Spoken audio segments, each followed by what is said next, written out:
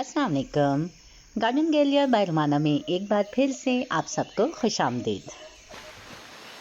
काफ़ी लंबे गैप के बाद बहार की आमद है, तो मैंने सोचा इस मौके पर वीडियो तो बनानी चाहिए। मुझे काफ़ी सारी क्वेरीज जो हैं वो गुलाब के पौधे से रिलेटेड आ रही थी, और मैं अपनी पहले किसी वीडियो में बता भी चुकी थी कि जब गुलाब का सीज़न आएगा तो मैं लाजमी उस पर एक वीडियो बनाऊंगी, और जो मालूमात मुझे पता है वो मैं आप लोगों से ज़रूर शेयर करूँगी। तो चलिए, ये बहार के कुछ फूल दिखाते दिखाते मैं आपको अपनी रोज़ क्लाइंबर दिखाती हूँ। गुलाब की जो बेल है, ये देखें, ये तकरीबन 12 इंच के गमले में लगी हुई है, और ये सारी इस पे नई शूट्स निकली हैं जो कि मैं अभी आपको रिमूव करना दिखाऊंगी। सबसे पहले मैं आपको इसकी सॉइल दिखाती हूँ। ये देखें, इतनी सॉफ्ट सी इसकी लूमी सी सॉइल है, और अगर आपकी किसी भी पौधे की जो सॉइल है वो पौधे की रिक्वायरमेंट के मुताबिक बनी होगी, तो यकीनन आपका पौधा उसमें खुश रहेगा और हेल्दी रहेगा। अब ये न्यू लीव्स जो नीचे सारे स्टेम्स पे निकले हुए हैं, इनको मैं रिमूव कर रही हूँ, क्योंकि मुझे जो अपनी बेल है वो इस ग्रिल के ऊपर थोड़ा सा बुशियर चाहिए, और यहाँ से मुझे ज़रूरत नहीं है, तो मैं इनको रिमूव कर रही हूँ। क्योंकि अगर मैं इन्हें रहने देती हूँ तो मेरे ये जो छोटे छोटे न्यू लीव्स और न्यू बर्ड्स निकल रही हैं, ये मेरे पौधे की सारी खुराक खा लेंगे, और जो जहाँ पे मैं ऊपर बंच बनाना चाह रही हूँ वहाँ तक पूरी न्यूट्रिशन नहीं मिलेगी इस पौधे को। तो किसी भी पौधे को अगर आपने बुशियर बनाना है तो पिंचिंग बहुत ज़रूरी होती है और प्रूनिंग बहुत ज़रूरी होती है। प्रूनिंग तो ज़रा बड़ी शाखों की जाती है, और पिंचिंग ये जो छोटे छोटे न्यू लीव्स निकल रहे होते हैं इसको कहते हैं। तो मैं इनको यूँ पिंच के साथ करके हटा रही हूँ। इसके लिए हमें किसी कटर की ज़रूरत नहीं होती है, जस्ट आपके फिंगर्स के साथ ये कट जाते हैं।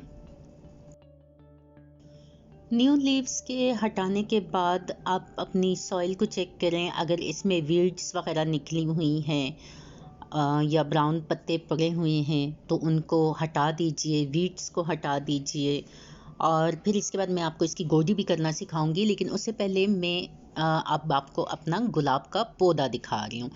पहले मैंने आपको दिखाया गुलाब की बेल, अब मैं आपको गुलाब के पौधे की दिखा रही हूँ। ये अच्छा खासा बड़ा पौधा था और इसकी मैंने अभी दिसंबर में प्रूनिंग की, तो अब ये देखें, इसके ऊपर ये सारे न्यू लीव्स निकले हैं।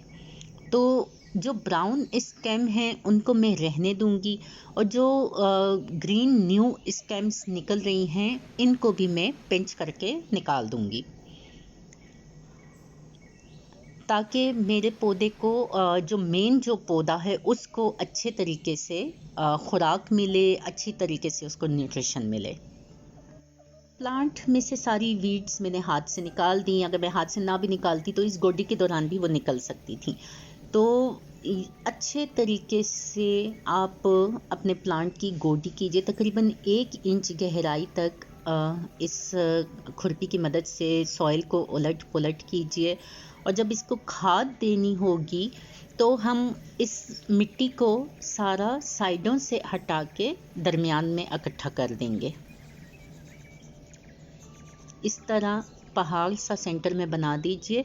जो माली वगैरह होते हैं, एक्सपर्ट्स जो होते हैं, वो इस वक्त गोडी करने के बाद अपने जो गुलाब की गमला होता है उसको इसी तरह कुछ दिन रहने देते हैं, ठीक है।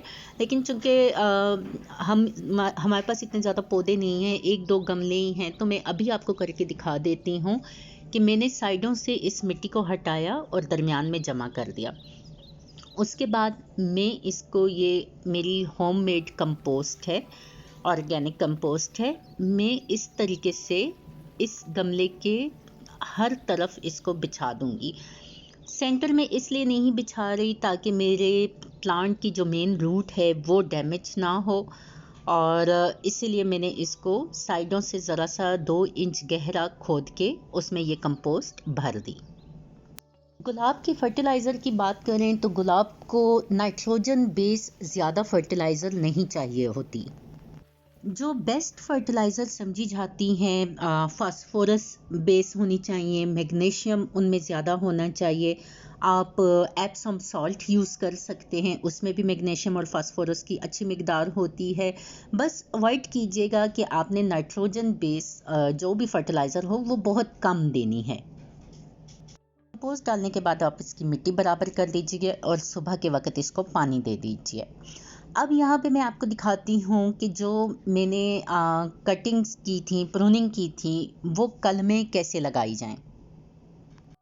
वैसे सबसे पहले मैं आपको बता दूं कि मैं प्लास्टिक को कभी भी रिकमेंड नहीं करती एनवायरनमेंट के लिहाज से। लेकिन आप मेरे सामने इस वक्त ये प्लास्टिक का जो पॉट देख रहे हैं, ये नर्सरी से समटाइम हम तैयार पौधे ले आते हैं तो वो इन्हीं गमलों में लगे होते हैं। तो फिर इनको रिसाइकिल करने का बेस्ट तरीका ये कि मैं इनमें कटिंग ग्रो करूँ।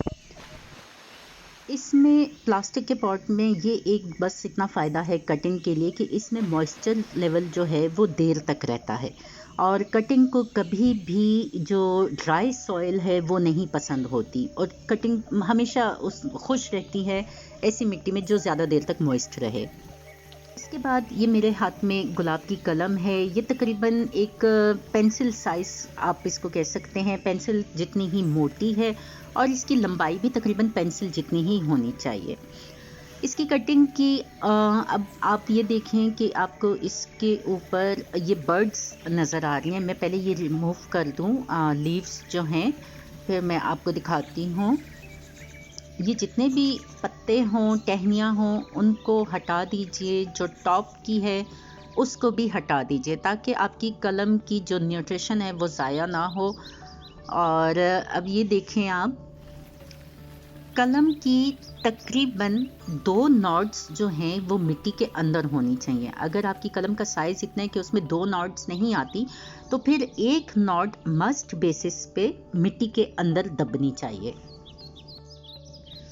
कटिंग लगाने के लिए आपको सिंपल मिट्टी चाहिए, उसमें थोड़ी सी आप कोकोपीट मिक्स कर दीजिए और थोड़ा सा उसमें कोयले का जो चूरा होता है या कोयला आपके पास पाउडर फॉर्म में है तो वो थोड़ा सा ज़रूर ऐड कीजिए ताकि आपकी कटिंग जो है वो फंगस लगने से महफूज रहे। एक और बात का ध्यान रखिएगा कि जिस मिट्टी में आप कटिंग लगाने जा रहे हैं उस मिट्टी को पहले से आप पानी दे दीजिए। इतनी देर पहले पानी दे दीजिए कि जब आप कटिंग लगाने लगें तो वो मिट्टी जो है वो सारा पानी एब्जॉर्ब कर चुकी हो। उस तरह आपके पास ये बहाना नहीं रहेगा कि मैंने कटिंग लगाई थी और जब मैंने बाद में उसको पानी दिया तो वो कटिंग अपनी जगह से हिल गई और वो ग्रो नहीं हुई। तो उसके लिए बेस्ट यही रहता है कि जब आप अपना गमला तैयार करते हैं तो आप पहले से उस गमले को पानी से भर दीजिए और फिर वो आहिस्ता आहिस्ता मिट्टी पानी एब्जॉर्ब कर देगी और उसके बाद आप अपनी कटिंग लगाइए।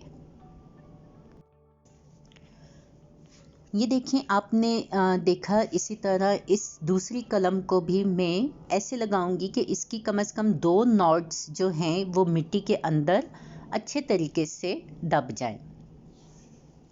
कटिंग लगाने के बाद आप चाहें तो इसको प्लास्टिक के से ऊपर से कवर भी कर सकते हैं और जिन इलाकों में ह्यूमिडिटी ज़्यादा होती है वो ना कवर करें तो ज़्यादा बेहतर होगा क्योंकि ऑलरेडी उनके एटमॉस्फेयर में ह्यूमिडिटी होती है और फिर जब आप प्लास्टिक लगाते हैं तो वो ह्यूमिडिटी लेवल ज़्यादा हो जाता है और कटिंग को जो है फंगस लगने के चांसेस बढ़ जाते हैं। कटिंग लगाने के बाद मैं अपने पॉट्स को ऐसी जगह पे रखूँगी जहाँ पे इन्हें धूप ना लगे। दिन की रोशनी तो मिले लेकिन धूप ना लगे। इंशाल्लाह जब ये कटिंग्स ग्रो होना शुरू हो जाएंगी तो मैं आपके साथ इनकी फिर से एक वीडियो शेयर करूँगी। अपना बहुत सारा ख्याल रखिएगा, अपने माहौल को साफ़ सुथरा रखिएगा। अल्लाह हाफ़िज़।